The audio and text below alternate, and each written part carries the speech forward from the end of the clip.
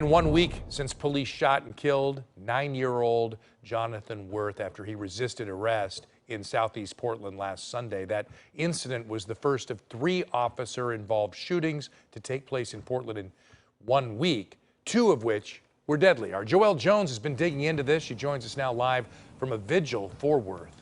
Joelle? Wayne, we are here at Ventura Park, where a group of roughly 40 people have gathered for Jonathan Worth and others killed by police. And while the Portland Police Bureau says their officers are facing unprecedented levels of violence, we saw a sign out here earlier today that says no one should die at the hands of police. We had 3 officer-involved shootings in rapid succession. This is the first time that has ever happened in the history of this city. Last Wednesday marked the 3rd time Portland police fired at a suspect in 1 week, but it was the 2nd time those shots would end a person's life.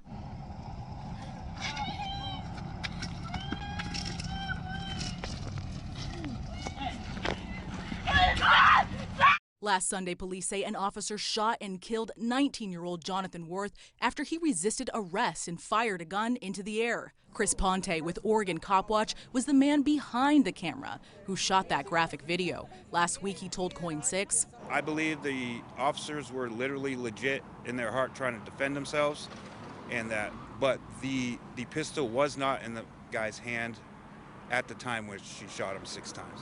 Since Sunday, there have been 2 more officer-involved shootings. On Tuesday, police say an officer shot at a suspect who tried to run them over, but that suspect got away and police are not sure whether they were injured. Just 1 day later, a member of the Bureau's new focused intervention team shot and killed a man off East Burnside. They say that man was firing a gun outside a lawn.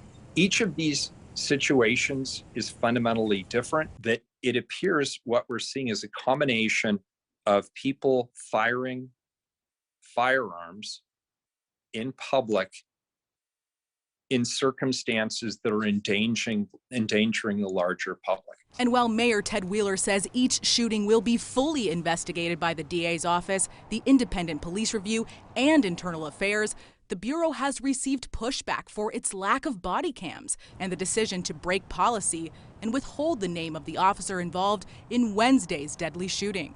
Citing doxing concerns, PPB stated Friday, quote, PPB has determined there are credible security threats to officers involved in recent shootings, and therefore PPB is withholding the name of the involved member during the pendency of the doxing investigation. Earlier this week, I asked PPA President Aaron Schmautz about the holdup regarding body cams.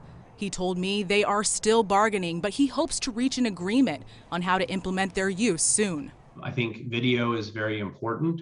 It is not the only thing that matters. It's important that we have access to all available evidence to ensure that the community has an active and full recounting of what our police officers are experiencing and the actions they're taking.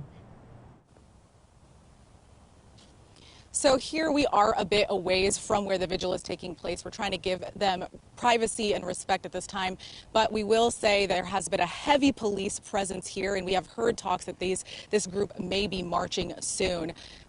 City data shows that last year Portland police shot and killed 4 people. This year to date, there have been 3 deadly officer-involved shootings so far. Reporting live in Southeast Portland tonight, I'm Joelle Jones, Coin 6 News.